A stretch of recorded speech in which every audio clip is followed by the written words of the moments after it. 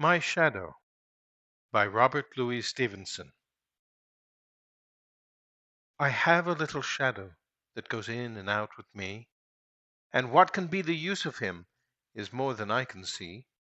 He is very, very like me, from the heels up to the head, and I see him jump before me when I jump into my bed.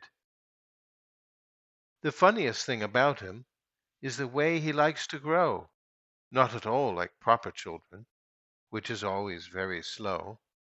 For he sometimes shoots up taller, like an india-rubber ball, and he sometimes gets so little that there's none of him at all. He hasn't got a notion of how children ought to play, and can only make a fool of me in every sort of way. He stays so close beside me, he's a coward, you can see.